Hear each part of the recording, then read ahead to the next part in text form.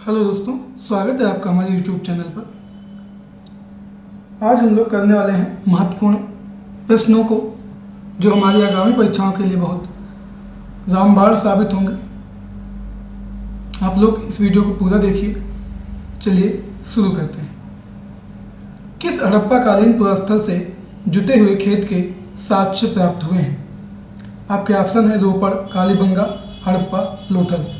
तो जो जुटे हुए खेत के साक्ष्य प्राप्त हुए हैं कालीबंगा से प्राप्त हुए हैं।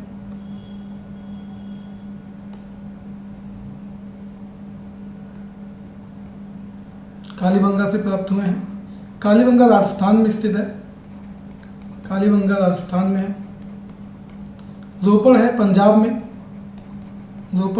में है और सतलज नदी के किनारे है।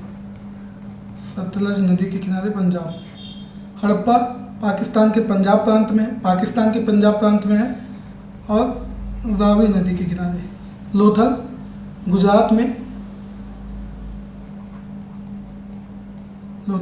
में है और भोगवा नदी के किनारे। तो ये भी पूछा जाता है किस नदी के किनारे? भोगवा नदी के किनारे।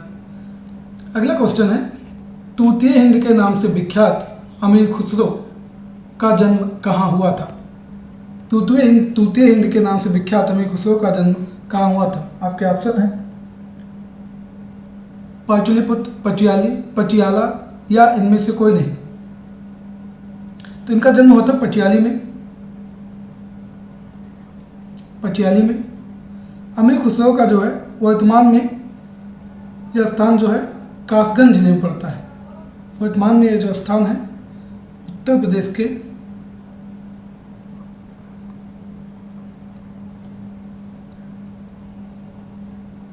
कासगंज जिले में पड़ता है।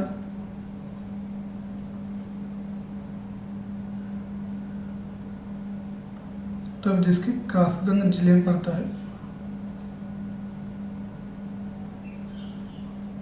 कासगंज जिले में पड़ता है पटियाली। अमीर खुसरो को जो है सितार और तबला वादन का आविष्कारक माना जाता है। अमीर खुसरो को सितार एवं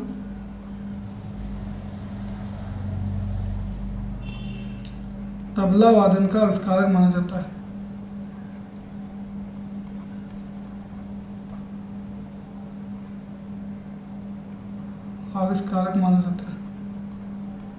अमीर खुसरो को। और ये इन्होंने दिल्ली के 8 सुल्तानों का शासनकाल देखा था। 8 सुल्तानों का शासनकाल देखा था। इनकी रचनाएं जैसे असिका है, तुगलकनामा है, ये इनकी प्रसिद्ध रचनाएं हैं। अगला क्वेश्चन है, 1857 के किस क्रांतिकारी का नाम रामचंद्र पांडुरंग था? नाना साहब, तात्या टोपे, कुंवर सिंह या मंगल पांडे? तो इसका सही जवाब है तात्या टोपे। इनका नाम था रामचंद्र पांडुरंग। ये नाना साहब के सहयोगी हुआ करते थे। 1857 क्रांति में इन्होंने 1857 की जो क्रांति हुई कानपुर से नेतृत्व किया था नाना साहब के सहयोगी के रूप में। और तात्या टोपे को जो है सिंधिया के सामंत थे मान सिंह, उन्होंने अप्रैल 1859 में धोखे से अंग्रेजों को सौंप दिया था और इन्हें ग्वालियर में फांसी दे दी गई थी। कुंवर सिंह ने तो जगदीशपुर से बिहार में किया था नेतृत्व, नाना साहब कानपुर। मंगल पांडे को तो विद्रोही किया था शुरुआत में इन्होंने। लाहौर षड्यंत्र कांड में भगत सिंह, राजगुरु तथा सुखदेव को फांसी कब दी गई? लाहौर षड्यंत्र कांड में भगत सिंह, राजगुरु और सुखदेव को फांसी दी गई। कब दी गई? तो ये दी गई थी 23 मार्च 1931 को। ऑप्शन ए 23 मार्च 1931 को।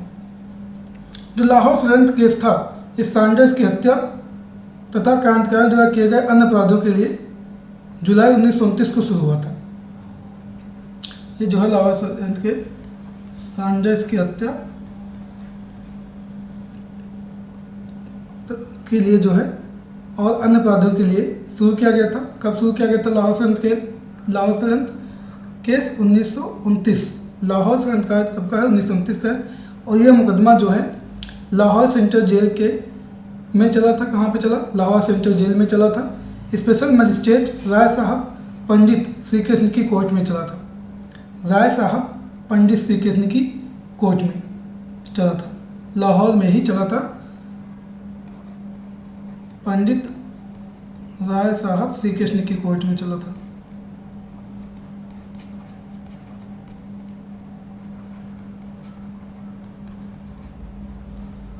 श्री कृष्ण की कोर्ट में चला था स्पेशल मजिस्ट्रेट पंडित राय साहब श्री कृष्ण की कोर्ट में चला था।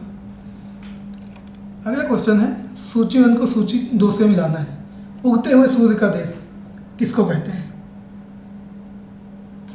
तो उगते हुए सूर्य का देश कहा जाता है जापान को। मतलब हमको A को 2 से मिला देना है, ठीक है।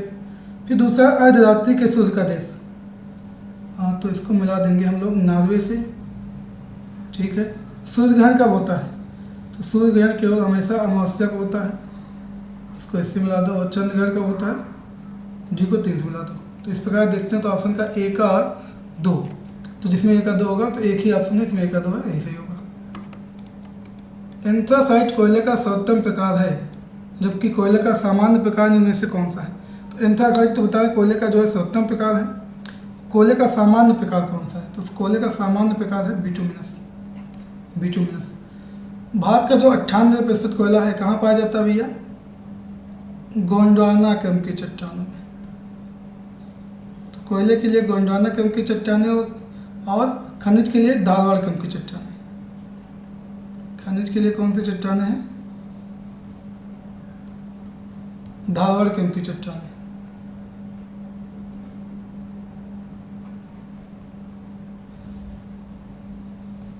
खनिज के लिए धारवाड़ क्रम की चट्टानें। भारत का प्राचीनतम पर्वत निम्नलिखित में से कौन सा है? प्राचीनतम पर्वत बताना है। तो भारत का जो प्राचीनतम पर्वत है ये है अरावली पर्वत। कौन सा पर्वत है? अरावली पर्वत है।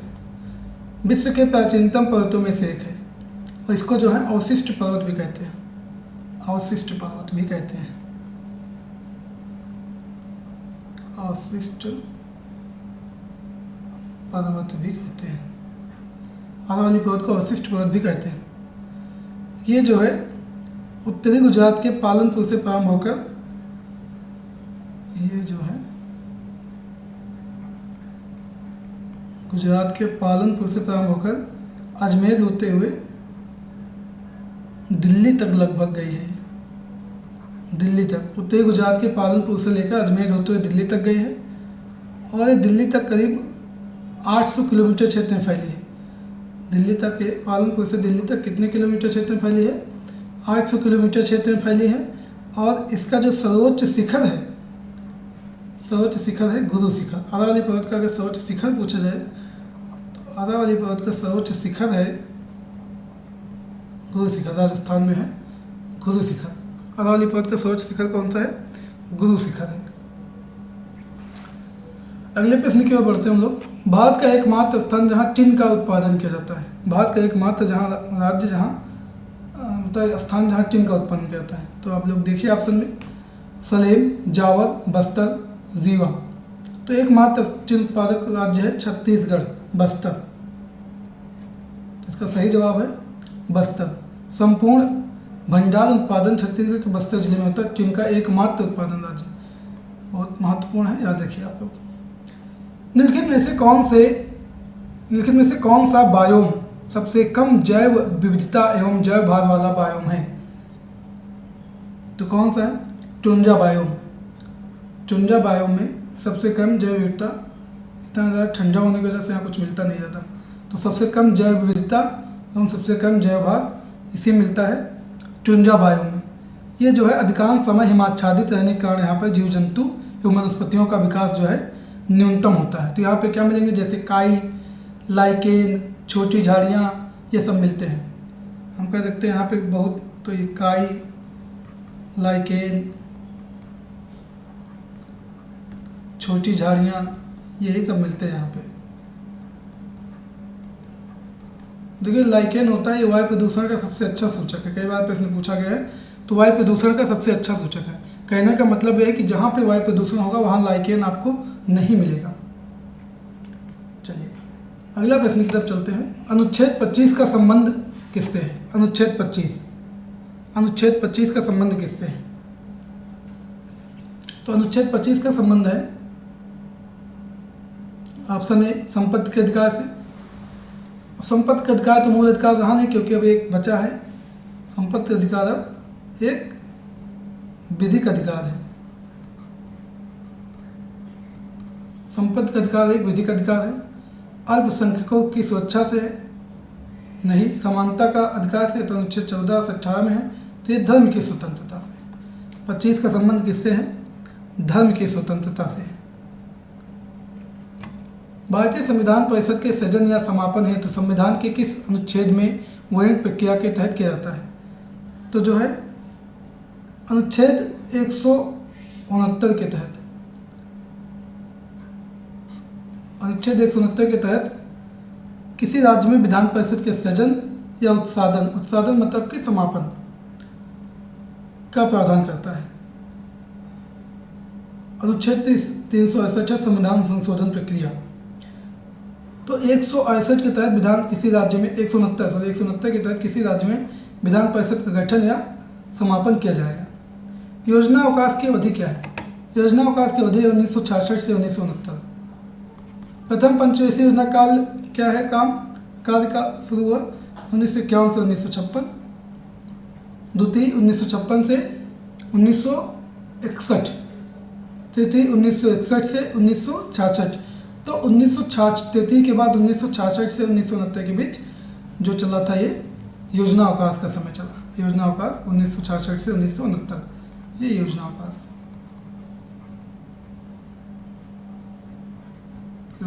हो गया। उल्टे यू आकार का कुजनेट्स वक्र दर्शाता है। ये क्या दर्शाता है? ये बताता है कि जैसे जैसे व्यक्ति की आय बढ़ती है वैसे वैसे आय की असमानता बढ़ती है, तत्पश्चात गिरती है। तो जैसे जैसे व्यक्ति की आय बढ़ती है वैसे वैसे जो है असमानता बढ़ती है और तत्पश्चात गिरती है। प्रति व्यक्ति आय और आयों की असमानता एक दूसरे के प्रतिलोमता संबंध है। तो आपका कौन सा ऑप्शन से होगा? ऑप्शन होगा जैसे जैसे प्रति व्यक्ति आय बढ़ती है, ऑप्शन बी। जैसे जैसे प्रति व्यक्ति आय बढ़ती है, आय की असमानता बढ़ती है और तब गिरती है। भारत में सर्वाधिक जनसंख्या किस शहर की है? तो दिए गए ऑप्शन में सर्वाधिक जनसंख्या मुंबई की। इंसुलिन एक प्रकार का क्या है? हार्मोन है। इंसुलिन एक प्रकार का क्या है? हार्मोन है। और अग्न्याशय की जो बीटा कोशिकाएं हैं, कहाँ से निकलता है इंसुलिन? अग्न्याशय की जो है बीटा कोशिकाएं, अग्न्याशय की, एक मिनट,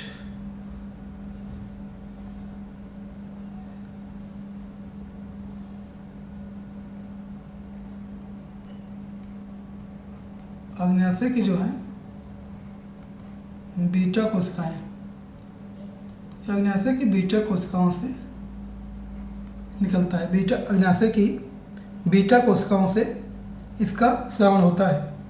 इस हार्मोन का जो कार्य है, रक्त में शुगर को, जो शर्करा होती है, उसको जो है ग्लाइकोजन में परिवर्तित करना, कह सकते हैं रक्त को पचाने का काम करता है इसको, या उसको ग्लाइकोजन में परिवर्तित करता है। रक्त को जो है, इस हार्मोन का काम है रक्त को ग्लाइकोजन में परिवर्तित करना। कहाँ में परिवर्तित करना? ग्लाइकोजन में परिवर्तित करना। ग्लाइकोजन में परिवर्तित करना। अगला क्वेश्चन है, निम्नलिखित में से कौन सा मानव हृदय तक अशुद्ध रक्त पहुंचाता है? तो चलिए बताइए आप लोग। महाधमनी, फेफड़े की नस। अब इस फेफड़े का नस का कोई मतलब नहीं, ऑप्शन तो बेकार है। फुसफुस धमनियाँ, महाशिरा। तो ये पहुंचाती है फुसफुस धमनियाँ। मानव हृदय तक जो है फुसफुस धमनियाँ जो है अशुद्ध रक्त पहुंचाती है। तो जो धमनियाँ होती है शरीर में काफ़ी गहराई में स्थित होती हैं। धमनियाँ जो हैं गहराई में काफ़ी स्थित होती हैं। ऊपर से देखने पर पानी का टैंक उथला क्यों दिखाई देता है? ऑप्शन प्रतिबिंब के कारण, अपवर्तन के कारण, विवर्तन के कारण, कुल आंतरिक प्रतिबिंब के कारण। तो ये सही जवाब है अपवर्तन के कारण। प्रकाश के अपवर्तन के कारण ऊपर देखने पर पानी का जो टैंक उथला दिखाई देता है।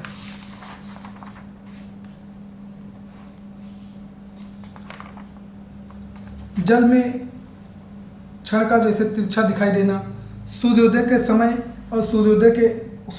समय और सूर्यास्त के समय सूर्य का लाल दिखाई देना, रात्रि के समय तारों का टिमटिमाना, ये सभी अपवर्तन के कारण ही होता है। अगले क्वेश्चन की तरफ चलते हैं। लाल तथा हरे रंग के मिश्रण से कौन सा रंग प्राप्त होता है? लाल तथा हरे से मिलेगा पीला।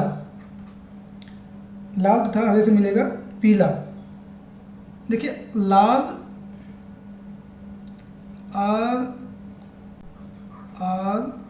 RGB, रेड ग्रीन ब्लू, इनको कहते हैं प्राथमिक रंग।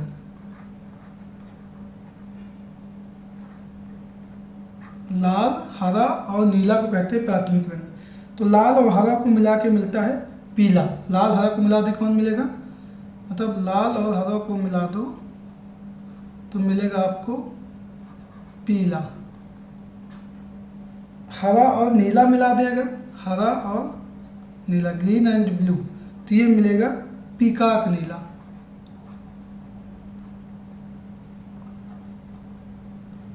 पीकॉक नीला। और अगर मिला दें लाल और नीला, लाल और रेड एंड ब्लू, तो मिलेगा ये मजेंटा वाला रंग, मजेंटा।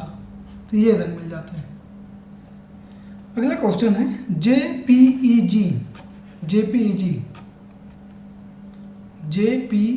JPEG का असंक्षिप्त रूप क्या है? तो joint photographic experts group, joint photographic experts group, option A. अगला क्वेश्चन है भारतीय भाषाओं की रक्षा और विकास के लिए हिंदुस्तानी एकेडमी कहाँ स्थित है? भारतीय भाषाओं के विकास और रक्षा के लिए हिंदुस्तानी एकेडमी कहाँ स्थित है? आगरा में, वाराणसी में, लखनऊ में या प्रयागराज में? तो ये स्थित है प्रयागराज में। प्रयागराज में। हिंदी और उसकी सहयोगी भाषाओं को समृद्ध लोकप्रिय बनाने के लिए हिंदुस्तानी एकेडमी की स्थापना की गई। कहाँ पे? प्रयागराज में। अगले प्रश्न की तरफ बढ़ते हैं। लिखित में से कौन सा एल्युमिनियम का अयस्क है? क्रायोलाइट। कौन सा अयस्क है? क्रायोलाइट। सिनेबार पारा का अयस्क है, गलेना सीसा का ही है। तो क्रायोलाइट एल्युमिनियम का अयस्क है। क्रायोलाइट का उपयोग जो है बॉक्साइट को कम ताप पर घुलाने में किया जाता है। बॉक्साइट को कम ताप पर घुलाने में किया जाता है। और एक बात, जो एल्युमिनियम है, एल्युमिनियम ये भूपृष्ठ पर बहुत अधिक मात्रा में पाया जाता है। अगला प्रश्न है ईथरनेट में कौन सी टोपोलॉजी उपयोग होती है? ईथरनेट के द्वारा बस टोपोलॉजी का उपयोग किया जाता है। बस टोपोलॉजी।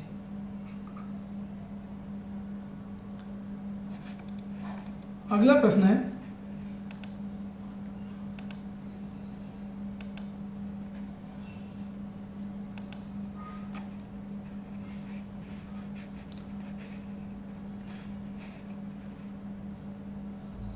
निम्न में से किसको भारत रत्न और निशान-ए-पाकिस्तान दोनों पुरस्कार मिले? ये मिले हैं मोरारजी देसाई को। मोरारजी देसाई को कब मिले हैं? भारत का सर्वोच्च सम्मान भारत रत्न से 1991 भारत रत्न मिला 1991 में।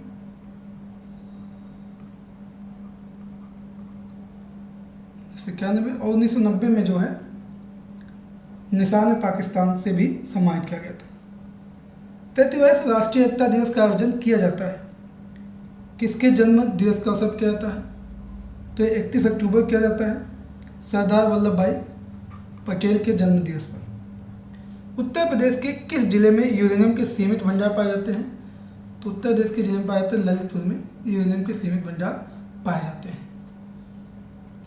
तो ये आज 25 प्रश्न हम लोगों ने किए। आप लोगों की हमारी क्लास कैसी लगी हमें कमेंट करके ज़रूर बताइए। लाइक करिए, शेयर करिए और जिन लोगों ने अभी तक सब्सक्राइब नहीं किया सब्सक्राइब करिए। मिलते हैं आपसे अपनी जल्दी नई क्लास के साथ। जब तक के लिए जय हिंद, जय भारत।